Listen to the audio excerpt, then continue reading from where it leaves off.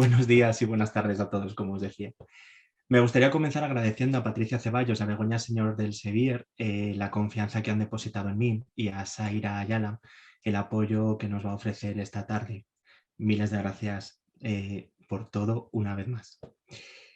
Al equipo de enfermería y de TKS de la unidad 3B del Hospital Universitario de Fuenlabrada, toda la fuerza, el entusiasmo y el buen hacer cotidiano que nos ha caracterizado durante tantos años y que hace que sea un placer trabajar codo a codo con vosotros.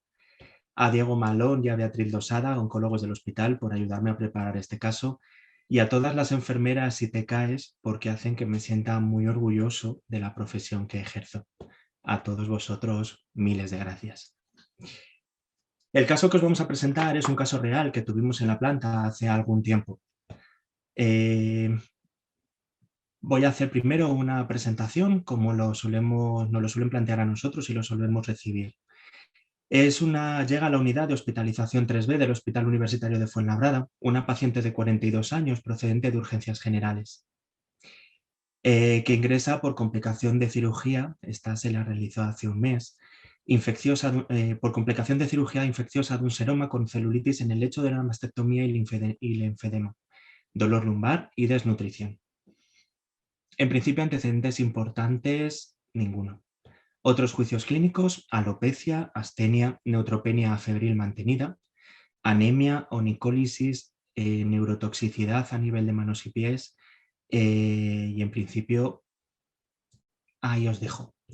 Claro, plantearos esto así, pues la verdad es que no aporta mucha información. Para los que trabajamos en una unidad y estamos acostumbrados a recibir a los pacientes, esta es la información que se nos da. Así que voy a pediros que me dejéis plantearos el caso desde el principio para que entendáis en qué momento nos encontramos actualmente. La paciente, realizándose una autopalpación en la ducha, se nota un bulto en el cuadrante superior de la mama derecha. Acude al centro de salud y se deriva a ginecología del hospital para su estudio. Refieren molestias a nivel lumbar, dolor y limitación funcional, hiporexia, de hecho ha perdido de forma progresiva las ganas de comer, y una pérdida de peso que no ha sido intencionada de unos 5 kilos en las últimas 4 semanas. Cuando acude a su cita programada preferente, la consulta de ginecología, se decide completar el estudio con mamografía y ecografía de mama para confirmar la patología. Se le realizan todas las pruebas que veis ahí. En la mamografía se ven nódulos sospechosos, al menos 7, de distribución segmentaria hacia el pezón en la mama derecha. En la ecografía, adenopatía axilar derecha sospechosa en nivel 1 de Berg con engrosamiento cortical focal de 5 milímetros. A raíz de esto se decide hacer un PAP de ganglio linfático de la axila derecha con resultado de citología positiva para malignidad. Los hallazgos citológicos e inmunocitoquímicos son compatibles con una metástasis de carcinoma mamario. Se le realiza una resonancia de mama y se ve que lo que tiene es un carcinoma multicétrico derecho con múltiples nódulos. Se confirma la adenopatía axilar en nivel 1 morfológicamente sospechosa. Se realiza un PET y una resonancia de columna para completar el estudio inicial antes de decidir qué hacer con ella. En el PET se ve que tiene múltiples lesiones nodulares hipermetabólicas de distribución multicéntrica en la mama derecha, y en la resonancia magnética de la columna se la ve una lesión lítica de 1 centímetro en la porción superior del margen derecho del cuerpo vertebral de la lumbar 5, sugestiva de metástasis. Tras la realización de las pruebas diagnósticas referidas, se establece como juicio clínico carcinoma infiltrante de mama T2 multicéntrico con metas óseas y positivo para receptores hormonales y para HER2, con un Ki67 del 45%, es decir, agresivo. Se presenta el caso en comité de tumores de mama del hospital, donde se decide administración de quimioterapia primaria con intención posterior de realizarle una mastectomía y una linfadenectomía en base a la respuesta que se pueda dar a la quimioterapia administrada. Antes del comienzo del tratamiento de la quimioterapia, se canalizó un reservorio subcutáneo, lo que es conocido habitualmente como portacat, en el lado izquierdo, y se comenzó con la administración de la quimioterapia siguiendo el esquema pertuzumab más TCH, es decir, docetaxel, carboplatino y trastuzumab trisemanal durante 6 ciclos. Comenzó con alopecia.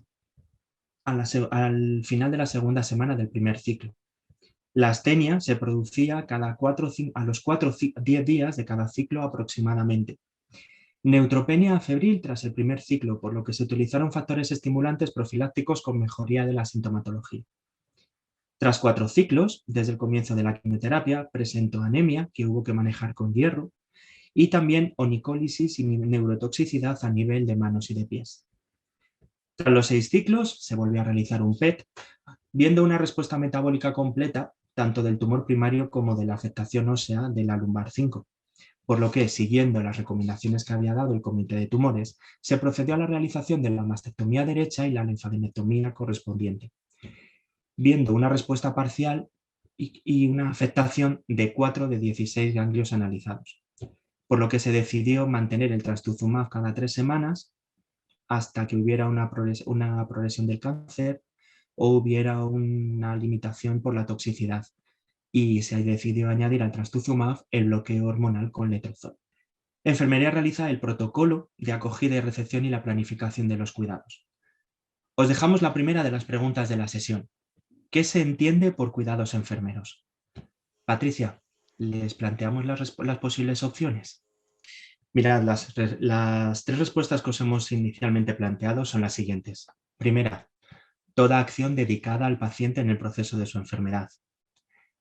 La segunda es toda tarea realizada por la enfermera bajo la supervisión e indicación de un médico.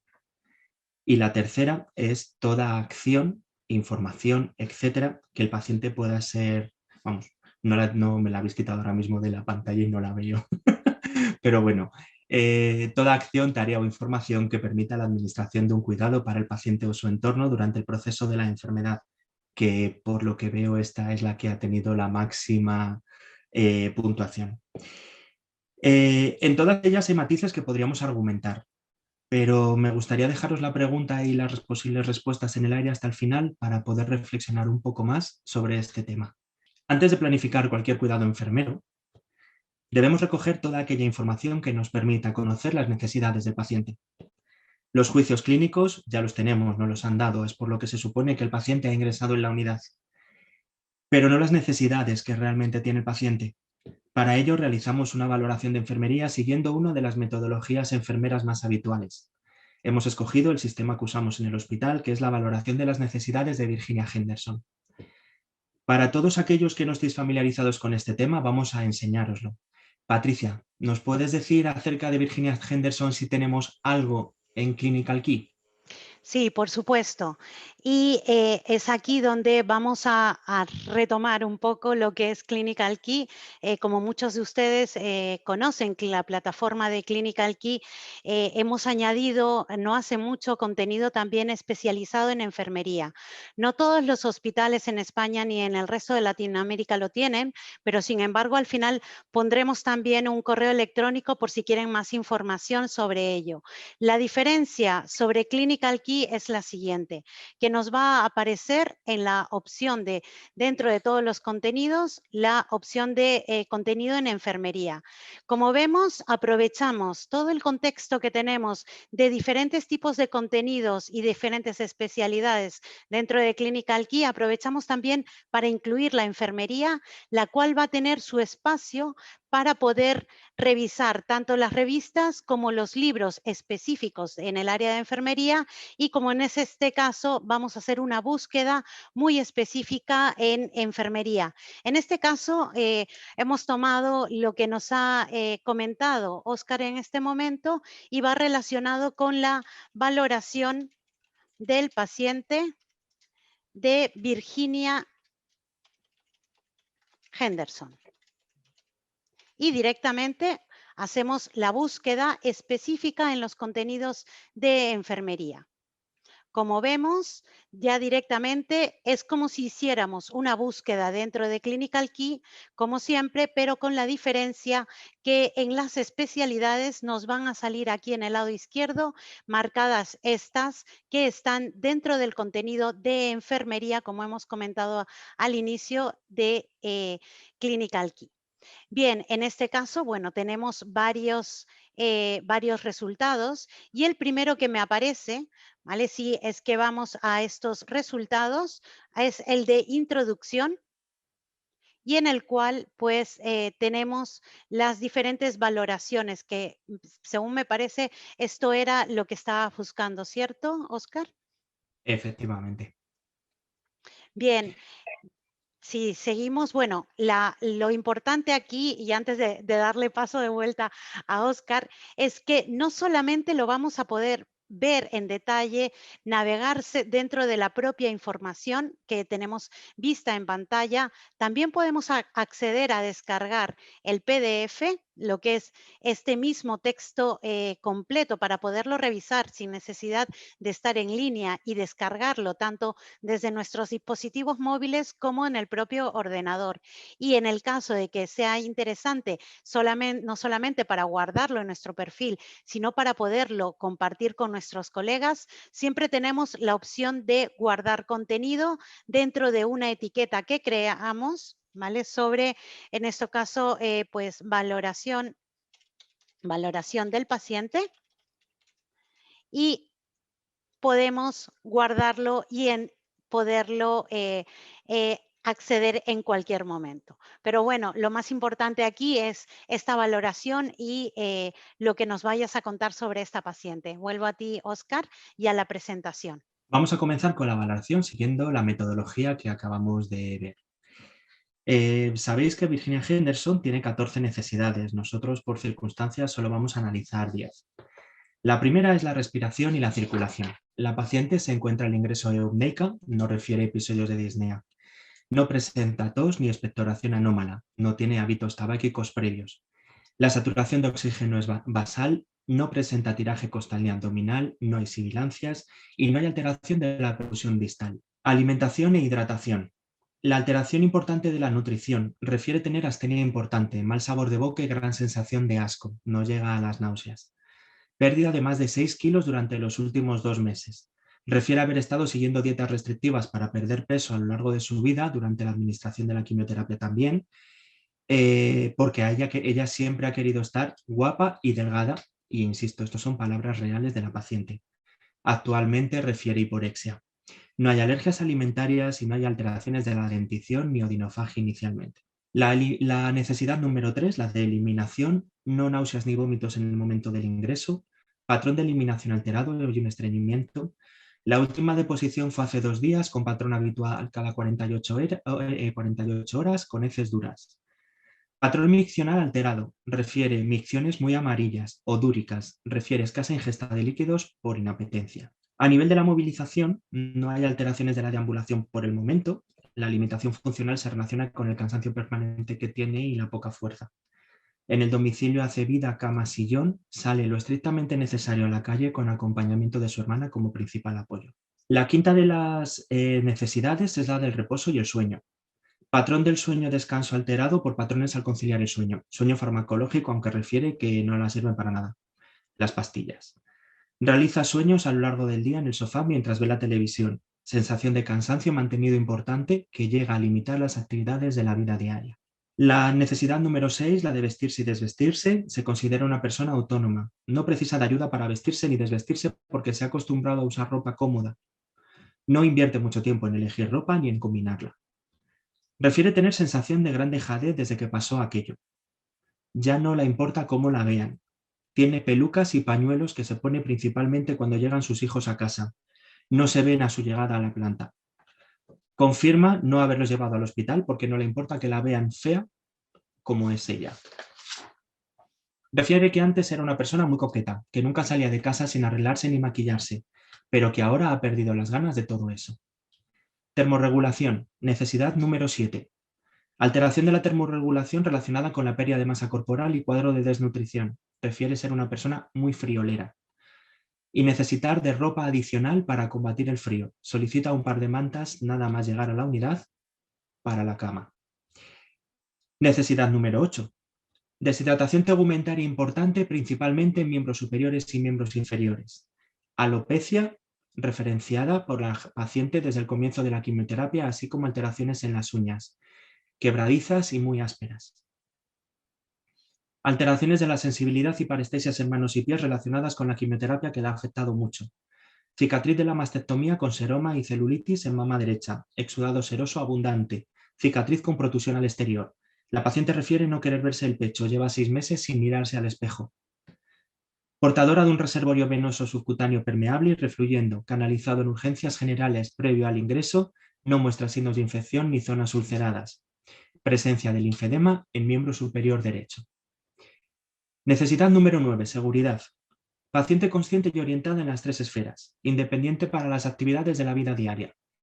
Refiere dolor en zona dorsal, con mal control del dolor que le impide actividad y movilidad.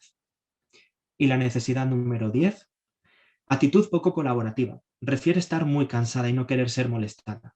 Se muestra apática y desanimada. Usa frases cortas, respuestas breves. Refiere que le cuesta mucho pensar.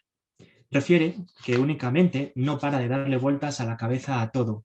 Mirada desconfiada. Actitud retadora en un primer momento de comienzo de la entrevista.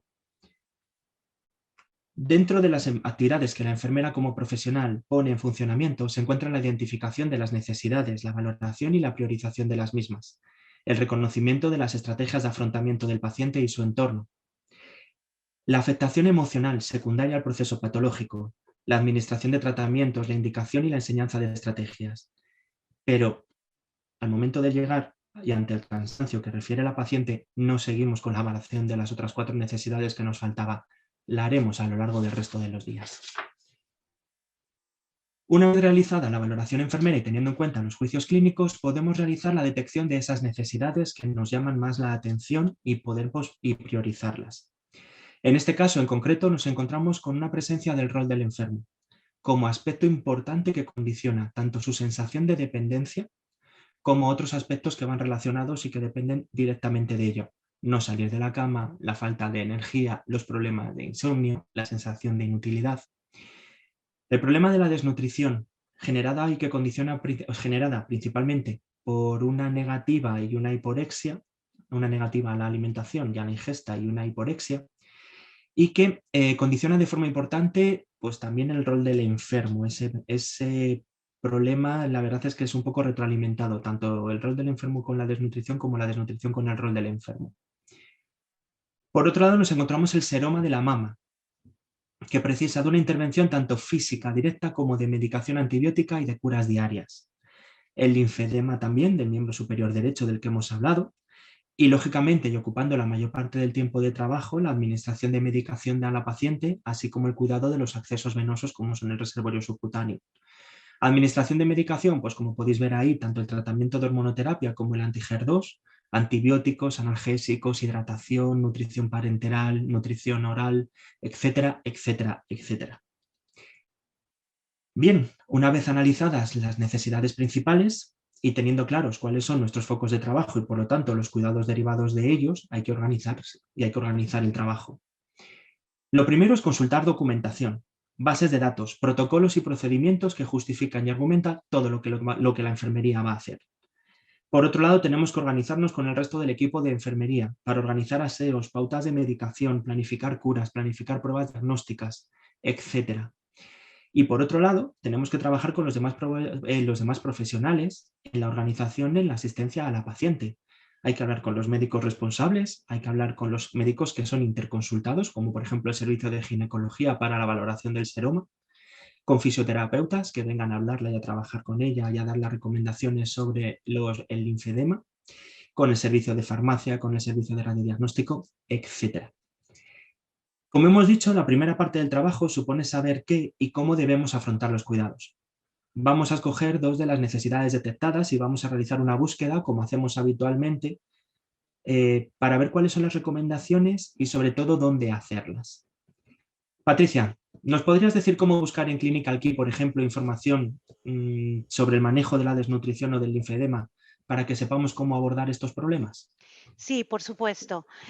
Bien, antes hemos visto que podíamos hacer una búsqueda específica en contenido de enfermería, pero en este caso, como es como un poco más amplia la información que queremos buscar, vamos a hacer una búsqueda directa dentro de todo el contenido de Clinical Key, ya que además de contar con el contenido de enfermería, podremos hacer una búsqueda más amplia. En este caso, vamos a buscar lo que me has comentado, que es nutrición y cáncer, ¿no? Hacemos una búsqueda, como siempre, dentro de todo el contenido de Clinical Key y en este caso, pues queremos ver algo específico en español y podremos filtrar, como siempre, por idioma y vamos a ir en español qué resultados tenemos. Como primero, tenemos una guía de Fisterra. ¿Tú crees en este caso que la guía de Fisterra es importante, interesante para la información que necesitas para tu paciente? Claro, Fisterra además es uno de los puntos de referencia para la consulta de documentación y de recomendaciones. Claro, efectivamente, muchas gracias por comentarlo.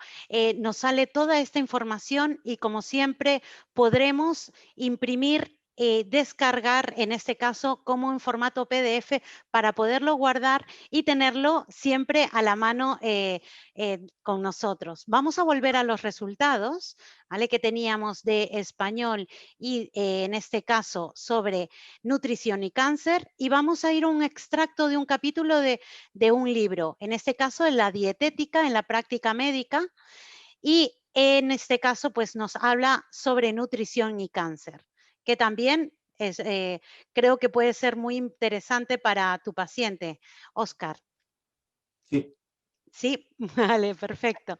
Bien, nos habla además de todos los tipos de alimentación, etcétera, la prevención nutricional en cánceres y el abordaje directo nutricional en el paciente con cáncer, ¿no? Y nos habla un poquito más a detalle. En este caso es un capítulo de libro, el formato es en PDF que podemos descargar y ver y visualizar esto en cualquier momento si descargamos la versión papel, que nos va a ayudar también a poderlo tener a la mano.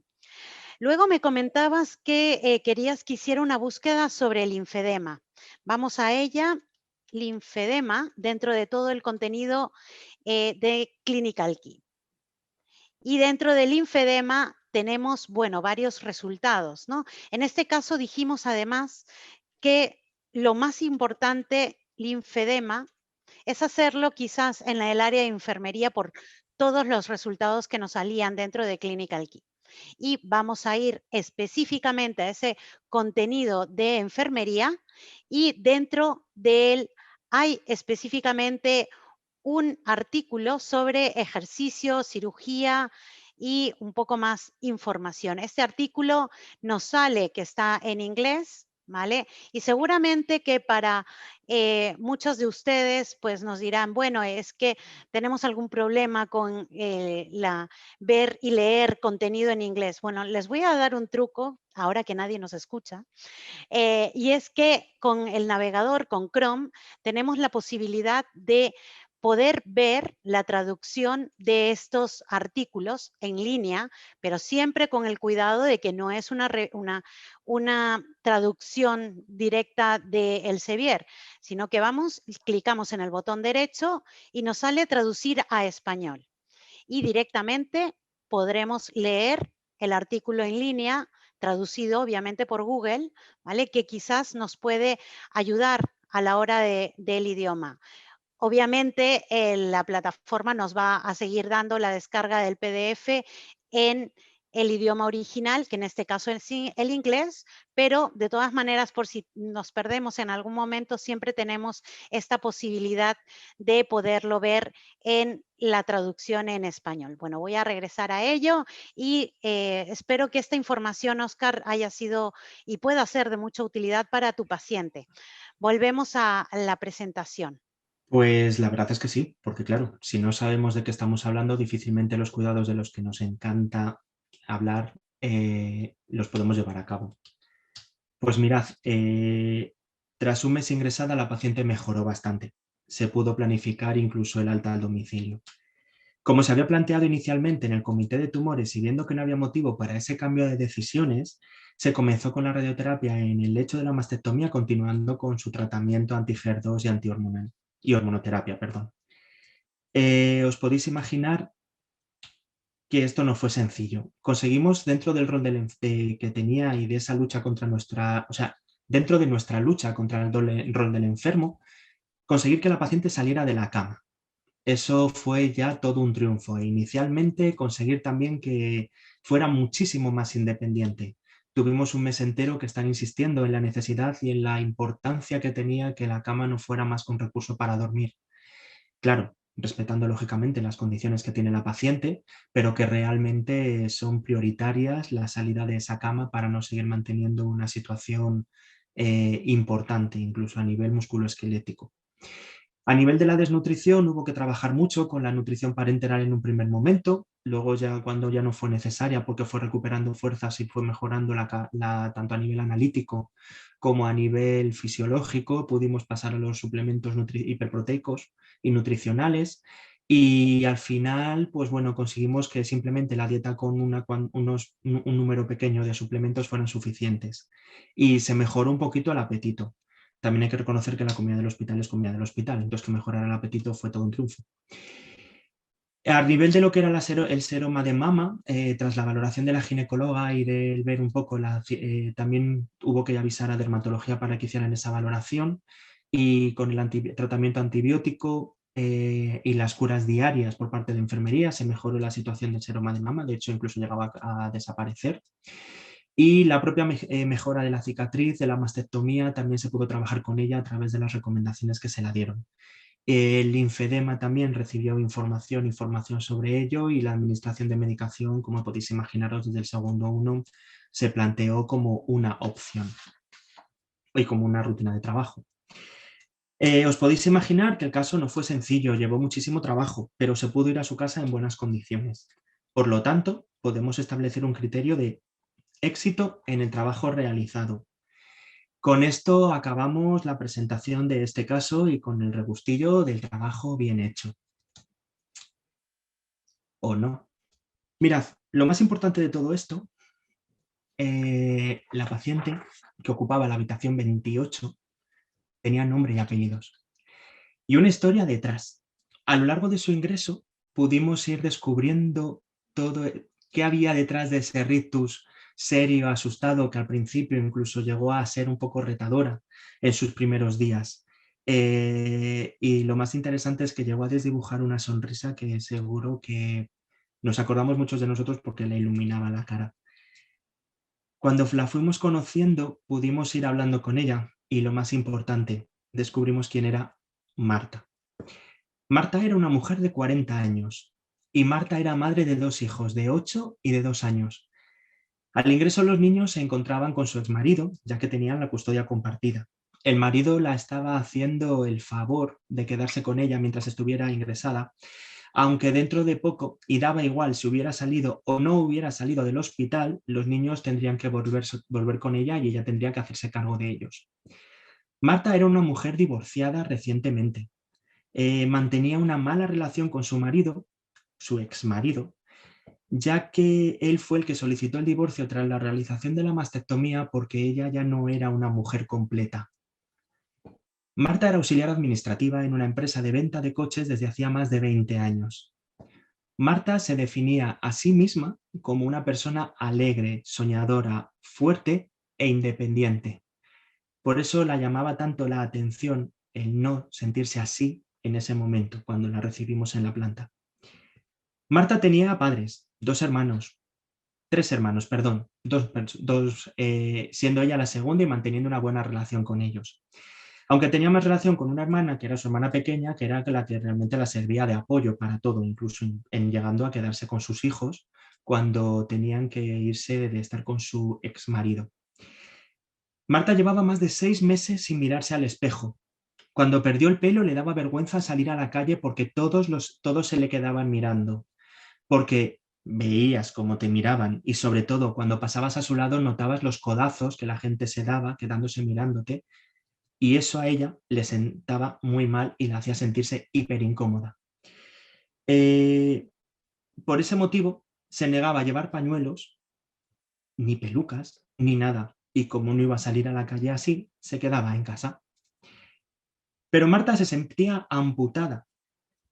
Esto hacía que ya no se considerara ella a sí misma como una mujer, apoyado todo esto en la idea de que ni siquiera su marido la quería ya porque estaba amputada. Ya no era una mujer completa, como os hemos comentado antes.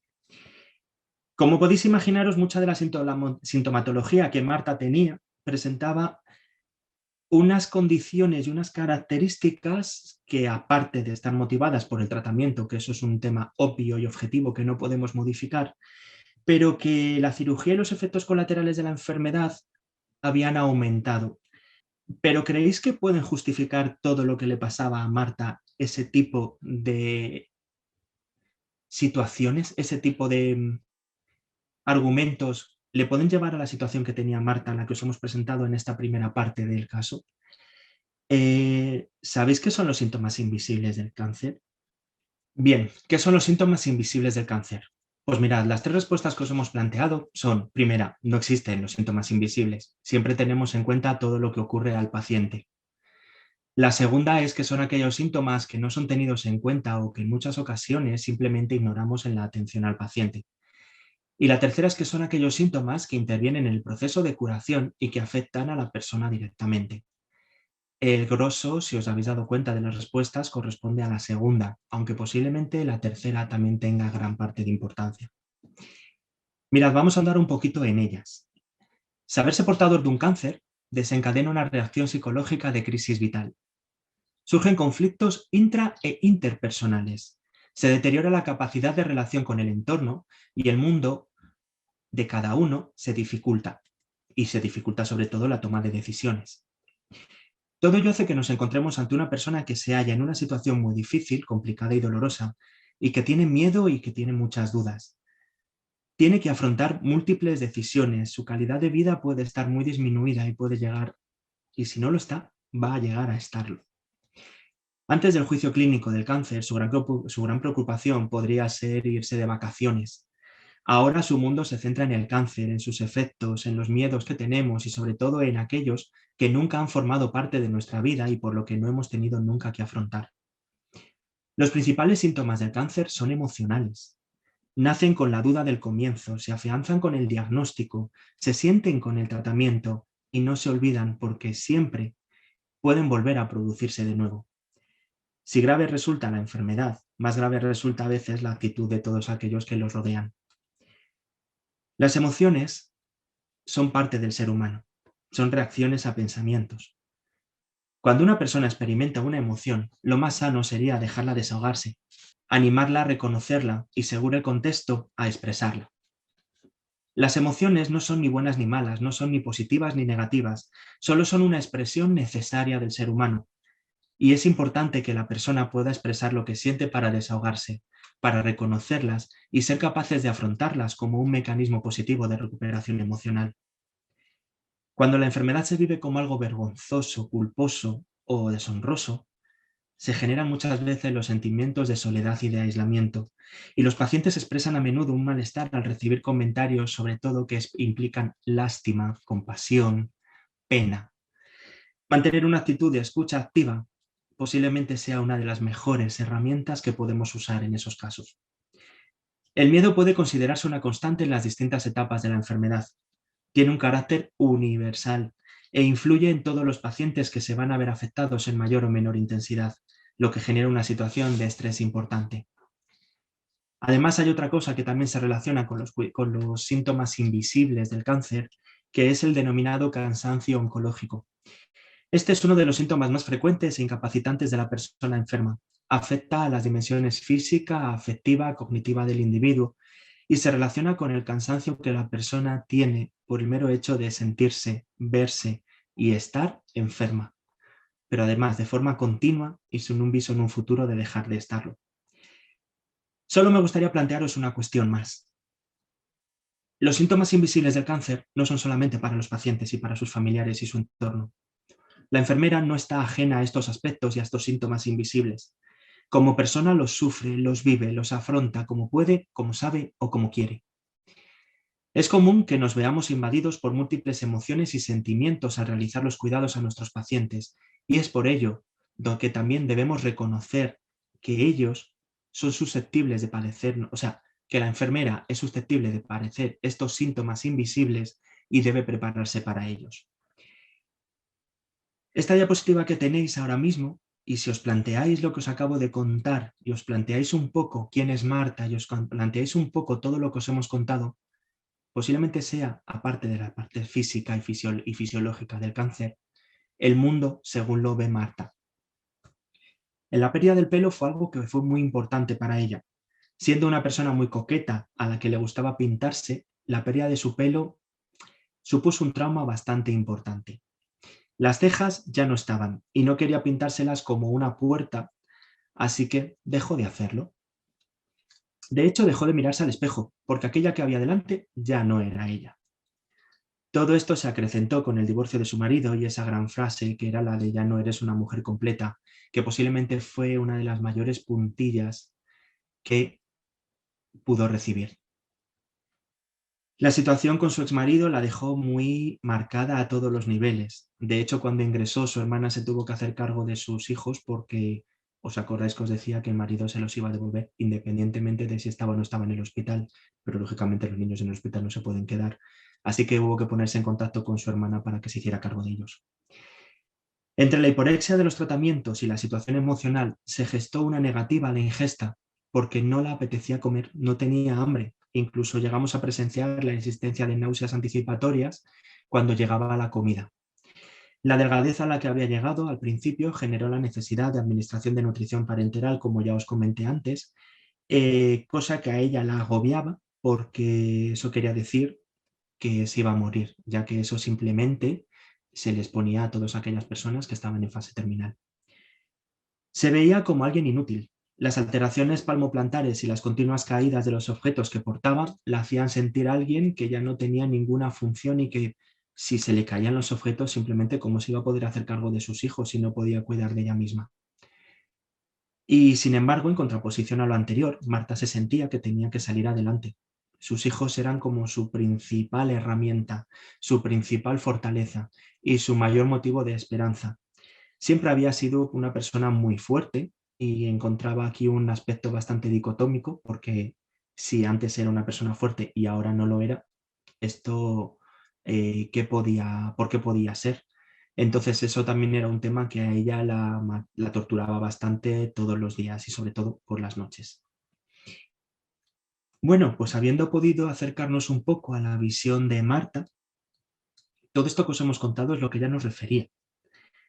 La enfermera debe coger cada una de esas fichas y de esas esferas que veis que están dentro de un embudo y montar esas fichas de un puzzle. Tienen que tener una imagen final, tiene que saber la enfermera qué hacer con todo eso y sobre todo entre esto, los juicios clínicos de ingreso, los tratamientos, las derivaciones, las valoraciones. ¿Cuál es la foto final? Se supone que queremos conseguir qué. Lo que dijimos al principio en la valoración, lo que pasa que a raíz de tener todo esto en cuenta ha cambiado bastante la foto que queremos conseguir. Por eso os lanzamos la siguiente de las preguntas. ¿Qué son los cuidados invisibles de enfermería? Pues muy bien, una vez más vamos a leer las 3 respuestas que os hemos planteado. La primera es que no existen los cuidados invisibles. Siempre registramos todo lo que hacemos. Esta no ha tenido mucho éxito, la verdad. La segunda es que son aquellos cuidados que no son tenidos en cuenta o que muchas veces simplemente ignoramos al trabajar con el paciente. Y la tercera es que son aquellos cuidados que mejoran la calidad de atención al paciente y la relación que establecemos con él. Si se han dado cuenta, la máxima cantidad de personas han decidido que la tercera es la que se puede ajustar más a la definición de cuidados invisibles. Bueno, es interesante. ¿Hay alguna cosa que nos puedan decir en Clinical Key sobre qué son los cuidados invisibles, Patricia? Sí, por supuesto. A ver, vamos entonces a Clinical Key a hacer una búsqueda específica de enfermería porque hemos visto que los cuidados invisibles son muy importantes, como nos has comentado. Entonces, vamos a ver en contenidos de enfermería dentro de Clinical Key tenemos 719 resultados en inglés y en español. Y como les dije antes, vamos a aplicar ese truco que nadie nos escucha. Y vemos el arte de cuidar invisible y subordinado, ¿no?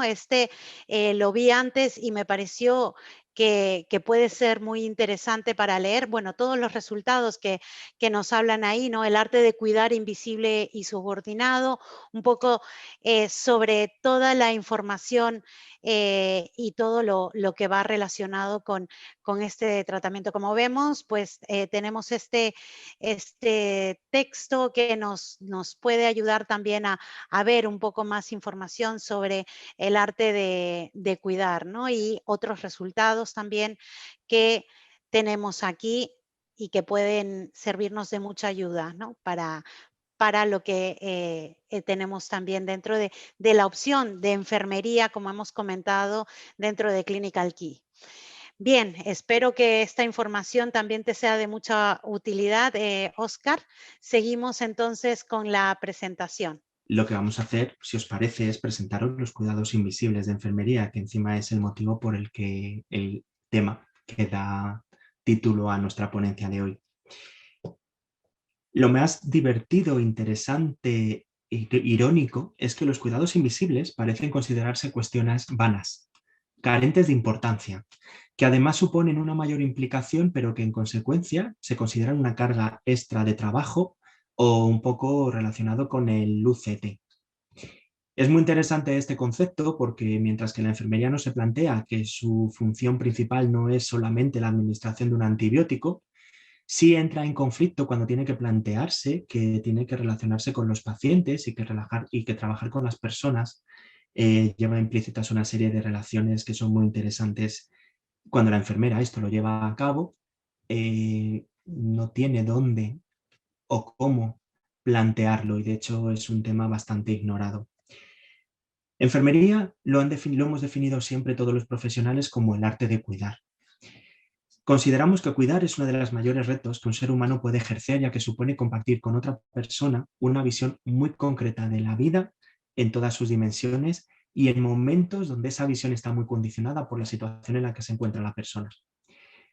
Isabel Huércanos, por ejemplo, define estos cuidados invisibles como un conjunto de intervenciones fruto de la observación atenta, de la empatía, el conocimiento, la experiencia que llevan las enfermeras a la elaboración de juicios profesionales y éticos deliberados, altamente centrados en las necesidades de cada paciente.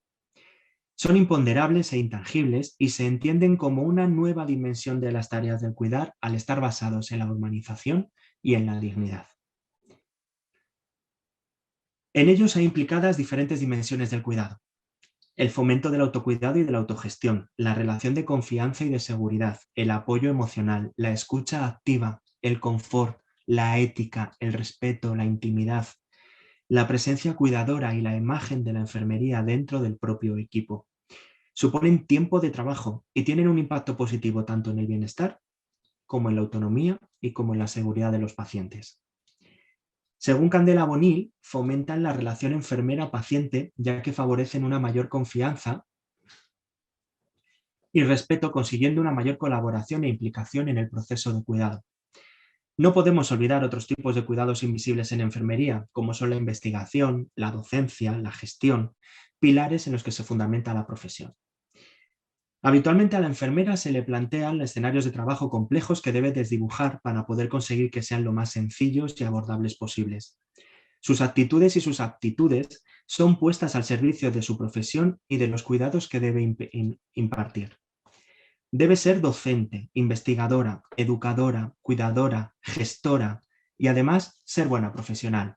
La lástima es que se la considera buena profesional no por todo esto que acabamos de hablar, sino porque ha curado bien una herida o ha administrado la dosis correcta de un fármaco. Por ello, la enfermera se plantea desde el primer momento la necesidad de que las personas han de pasar de ser sujetos pasivos a protagonistas de su historia, cobrando especial importancia a sus percepciones y opiniones a la hora de tratar un problema de salud, de cara a alcanzar una mayor comprensión de su situación y de su proceso tanto de salud como de enfermedad. Y posiblemente estos cuidados invisibles sean los que marquen la diferencia, los que marquen el antes y el después en la relación con los pacientes y con el equipo de trabajo.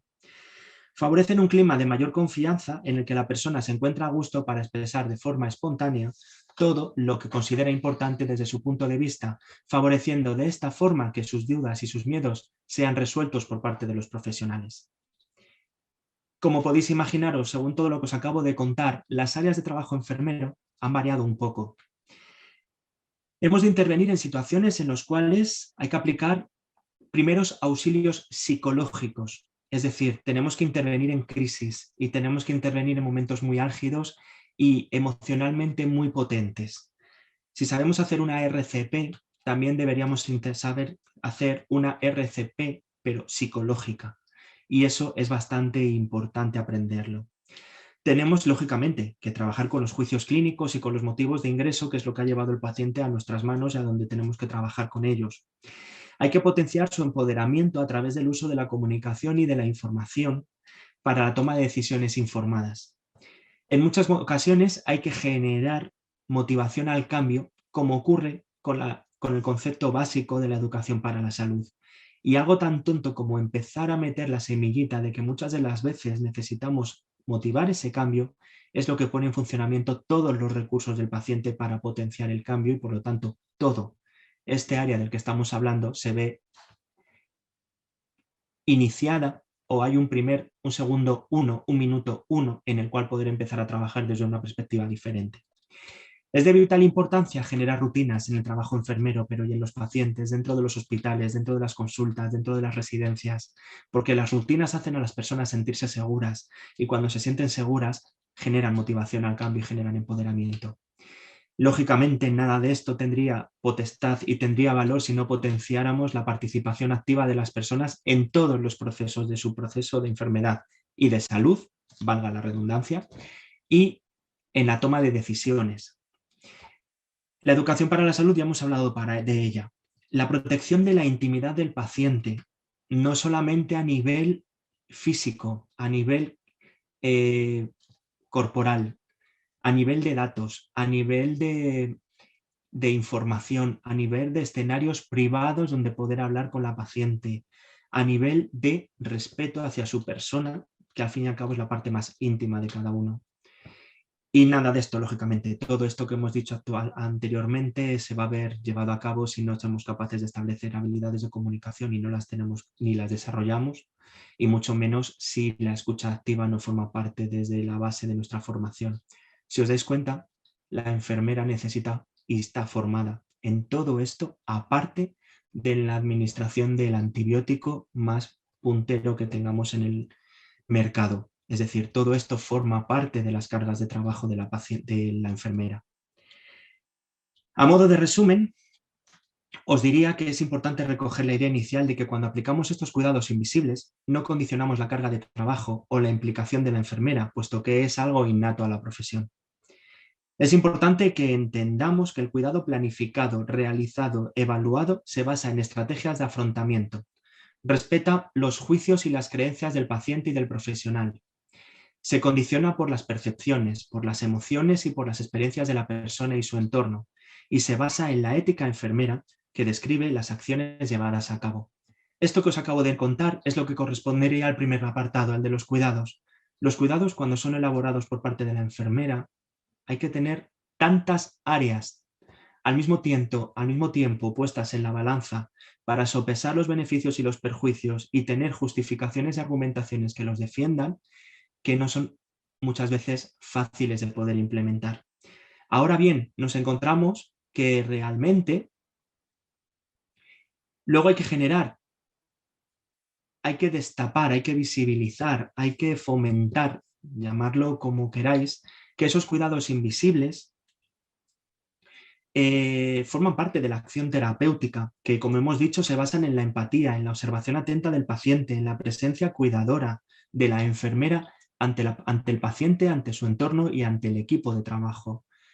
Se basan en la cantidad de conocimientos y la formación que debe tener la enfermera y que en muchas ocasiones es ella la que se tiene que buscar para poder cumplimentar y para poder desarrollar su puesto de trabajo y su quehacer cotidiano de la mejor manera posible. Se basa en el establecimiento de relaciones interpersonales y, sobre todo, y lo más importante, generar entornos afectivos que sean estimulantes para los sentidos. Pero todo esto es súper bonito. La realidad es que muchas de las veces en el trabajo no podemos hacer nada de esto si no somos los primeros que generamos escenarios de cuidado apropiados, donde la enfermera tiene la potestad y la posibilidad de reconocer al otro como un semejante. Trasciende lo que es la relación enfermera-paciente hacia una relación transpersonal en la cual, al recoger a la persona y ser capaz de comprenderla y de entenderla, puede ir trabajando poco a poco en el afrontamiento de aquellos aspectos que no favorecen al individuo o que simplemente él los define o los refiere como un problema. Esto también le permite realmente focalizar la atención y no andar con 55 escenarios al mismo tiempo, porque posiblemente algunos sí que tengan la prioridad más absoluta en relación a los demás.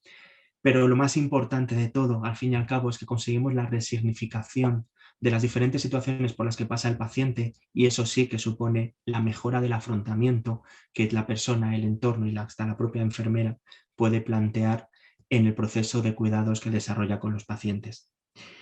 ¿Qué genera todo esto?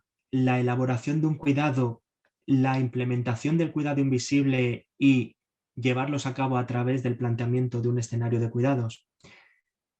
La sensación de autocontrol y la capacidad de afrontamiento.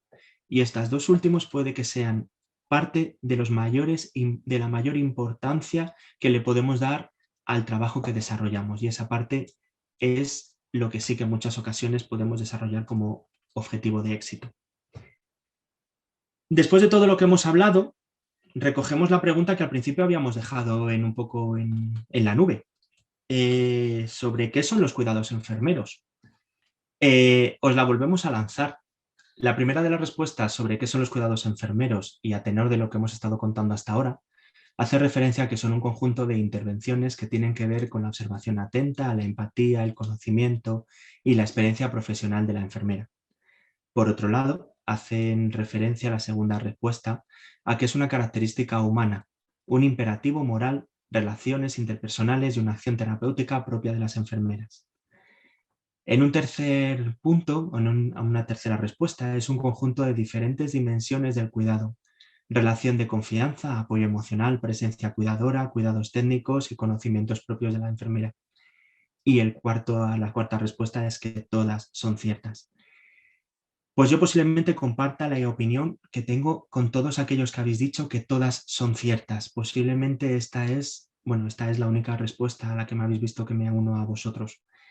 Creo que los cuidados enfermeros van más allá de lo que podemos decir y se basan posiblemente en todo lo que hemos visto. La esencia de la enfermería es el respeto a la persona y es el cuidado del ser humano, correspondiéndole para ello realizar el diagnóstico y el tratamiento de las respuestas humanas a problemas de salud presentes o potenciales. Existe la necesidad de un cuidado que va más allá de la necesidad física. No solo es una teoría la que cuenta para el cuidado del paciente, sino la manera de cómo administramos los cuidados, la atención en los valores humanos que dejamos, donde hacemos la mayor de las evidencias en la interrelación entre las enfermeras y los pacientes y su entorno, porque el paciente trabaja o tiene un entorno a su alrededor, un entorno familiar, un entorno social, un entorno laboral, y que nosotros hagamos nuestro trabajo de la manera adecuada mejora su capacidad de relación con todos los entornos que forman parte de la vida del paciente. La experiencia del cuidar nace de la experiencia de escuchar a nuestros pacientes, a las personas con las que tenemos el placer de poder trabajar. Cuando uno se siente responsable ante el otro, pero sobre todo con el otro. De poco servirá que seamos muy hábiles en el desarrollo de determinadas técnicas si después somos incapaces de establecer una relación efectiva con las personas.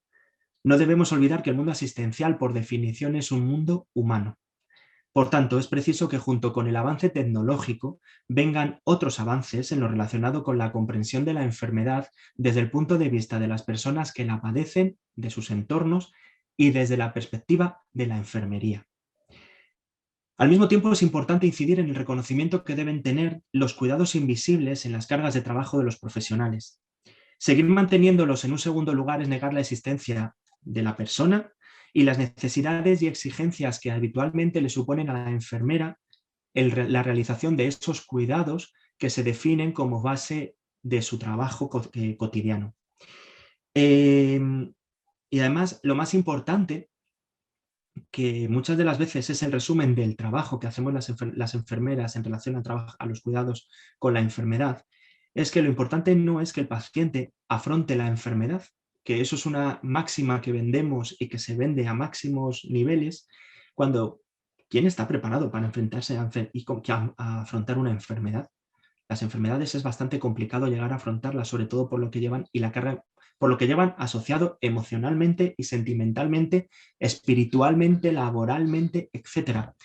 Posiblemente el trabajo que la enfermería desarrolla y que nadie pone nunca en evidencia o que saca a la luz es que la enfermera no le enseña al paciente a afrontar la enfermedad, sino a verse a sí mismo dentro de la enfermedad. Por lo tanto, mejora sus capacidades de afrontamiento y ese sí es uno de los objetivos básicos del cuidado enfermero. Tengo una pregunta para ti. Eso. Bien, cuéntanos. ¿Y Marta? ¿Qué pasó con Marta? ¿Nos puedes contar un poco? Pues mirad, dejando ya a un lado la teoría y teniendo en cuenta todo lo que os he contado, podéis imaginaros que el trabajo que se desarrolló en la unidad por parte de todos los profesionales, tanto enfermeros como TECAES, incluida la compañera de limpieza, incluida los fisioterapeutas, etcétera, pero principalmente por el equipo de enfermería, enfermeras y TECAES, fue mucho más para allá de lo que inicialmente os comentamos y sobre todo si a eso lo unís lo que acabamos de decir. Pudimos quitar la cobertura de los espejos al final de todo el trabajo y ese fue el gran éxito de lo que hicimos. Se trabajó activamente la imagen corporal, tanto la física, la imagen del pecho, pero cómo ella lo afrontaba y sobre todo lo que ella nos decía, cuáles eran esas argumentaciones que tanto pesaban. Se pudo trabajar desde el mero hecho de realizar una pequeña cura y cuando íbamos curando el seroma, pues haciendo comentarios positivos sobre la cicatriz, haciendo comentarios, informaciones, resolviendo dudas, etc. Se trabajó la cicatriz de la mama con la disminución del seroma, como os he comentado, aprovechando la normalización de la misma y la normalización de la cicatriz, como es lógico, después de una cirugía.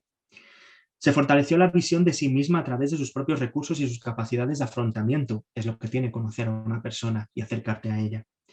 Se trabajaron los cuidados estéticos como el maquillaje, el uso de las pelucas y de los pañuelos en la habitación, que al principio se negaba a ponerse, pero que aprovechándonos de esas cosas que nos decía ella, de que era una mujer coqueta, positiva, que la encantaba maquillarse, pues tiramos del carro y fuimos tirando de los hilos hasta que pudimos volver a conseguir que lo fuera haciendo. Se formó a la paciente en recomendaciones nutritivas, en prevención y disminución de los efectos secundarios del tratamiento, del letrozol, por ejemplo. Se insistió en la necesidad de realizar el ejercicio físico según las posibilidades que él iba a hacer. Se le enseñó a a trabajar con el linfedema, a hacer ejercicios sobre el reservorio subcutáneo, pero sobre todo lo principal es que se generó un clima y un escenario donde Marta simplemente podía ser Marta. Marta, tras un mes en el hospital, se dio el alta, se la pudo dar el alta. Enfermería realizó lo que era el informe de alta que siempre se entrega a todos los pacientes cuando se van, con las recomendaciones al alta propias para que pudiera hacer, pues sí, primero, seguir lo que nosotros ya le habíamos empezado a plantear en el periodo de ingreso y que ya estaba de acuerdo, pero con la intención de que lo nuestro simplemente fuera un granito en el camino y el cambio, esa motivación al cambio y ese primer minuto que llevaba a Marta a continuar. Dentro de las recomendaciones al alta, pues mira, me viene muy bien. Patricia, ¿hay recomendaciones dentro de Clinical Key? Por supuesto que hay recomendaciones para pacientes dentro de Clinical Key y esto lo podremos ver en todos los pues el acceso que tenemos a Clinical Key. Hace un momento nos hicieron una pregunta que desde su navegador no veían la parte de enfermería. Como hemos comentado al principio y me gusta siempre dejarlo claro, la parte de enfermería por el momento hay unos cuantos hospitales que lo tienen suscrito, pero siempre tienen la posibilidad de preguntarnos para poderles dar información para que la puedan ver. Y sobre lo que me preguntas, sobre información para pacientes, tenemos dentro de Clinical Key la opción de resultados de educación para pacientes y desde aquí podremos hacer una búsqueda, por ejemplo, voy a hacer una búsqueda de cáncer de... Uy, se me ha ido la pantalla, estas son cosas del directo. Voy a refrescar Clinical Key y voy a hacer una búsqueda, como hemos comentado, de cáncer de mama, por ejemplo, ¿vale? Para ir más rápido, cáncer de mama dentro de Clinical Key, de lo que son, perdón, la educación para pacientes. Voy directamente a ella y como podemos ver en resultados, tenemos 14 resultados en los cuales tenemos tanto en inglés y en español. De ellos, qué es cómo afrontarlo, por ejemplo, o cáncer de seno y, bueno, diferentes opciones. Tenemos una en específico que no solamente nos va a dar resultados en inglés, en este caso, en el idioma original en el que viene la ficha, sino como vemos en la parte derecha, tenemos diferentes idiomas. Muchas veces los pacientes, y en este caso, bueno, pues hemos tenido la facilidad que Marta nos hable en nuestro idioma, pero ¿qué pasa si Marta fuera pues una persona que no habla nuestro idioma y en el cual le tenemos que dar alguna noticia o tenemos que dar procedimientos, tratamientos específicos en el día a día? Pues tenemos también esta opción de poder elegir el idioma y en la opción de imprimir vamos directamente a elegir. Vamos a suponer, ¿vale? Que pues sea una persona china, ¿no? En este caso, podemos entregarle esta información que descargaremos en un PDF imprimible en chino, ¿vale? Y directamente lo veremos. Ahora voy a sacar otra además, ¿vale? Voy a sacar dos, ya sé que vamos un poquito cogidos de tiempo, pero siempre es interesante enseñar esta información porque muchas veces el idioma suele ser esa diferencia, ¿no? Y que la información venga de en este caso, una enfermera, un enfermero que nos pueda dar esta información en nuestro idioma va a ser bastante la diferencia en que evitemos que vaya a Google a encontrar esa información. Bien, he sacado la información en chino y como podemos ver, también está traducido en las propias imágenes y además, obviamente tenemos también la información que hemos sacado en árabe.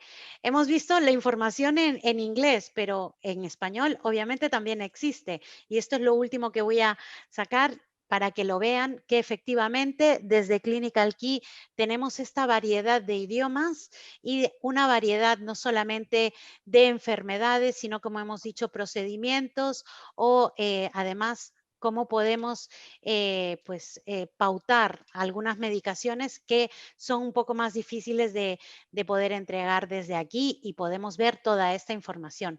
Vuelvo a ti, Oscar, porque quiero que nos termines de contar qué es lo que pasó con Marta. Marta fue dada de alta. Eh, Lógicamente, después de todo esto, mejoró a ver, al alta la nutrición había todavía que mejorarla porque había que compensar mucho detrimento y mucho deterioro, pero sí que es cierto que se fue con batidos nutricionales. Fue muy interesante cuando salió de la planta porque salió con un pañuelo y con un nudo lateral que posiblemente yo creo que es una de las personas con más estilo que he visto en mi vida llevándolo. A nivel de la patología, oncología al alta mantuvo el tratamiento que inicialmente se había planteado con el pertuzumab y el trastuzumab cada 3 semanas. Se pudo defender y mantener la decisión que inicialmente se había dicho por parte del Comité de Tumores y pasó al ciclo de radioterapia tanto a nivel de la mama derecha como a nivel de la L5. Y lo que supimos a partir de ese momento ya fue porque los oncólogos nos lo narraban, porque preguntábamos por ella, sobre todo porque os podéis imaginar que fue un caso que para nosotros fue precioso y del cual me siento muy orgulloso junto con mis compañeras de que Marta nos permitiera trabajar con ella muchos de estos aspectos de los que hemos hablado. Sabemos que las cosas mejoraron a nivel del marido. Una de las cosas que hicimos en el hospital fue derivarla a trabajo social y trabajo social a su vez la derivó al trabajo social del ayuntamiento en la colaboración que se mantiene habitualmente. Mejoró, no volvió a ingresar en el hospital por desnutrición ni por una complicación asociada al tratamiento y a la quimio. Anímicamente nos decían los oncólogos que era maravilloso ver el cambio que había tenido, que cuando la recepcionaban en las consultas era como si una persona completamente diferente se hubiera apoderado de ella.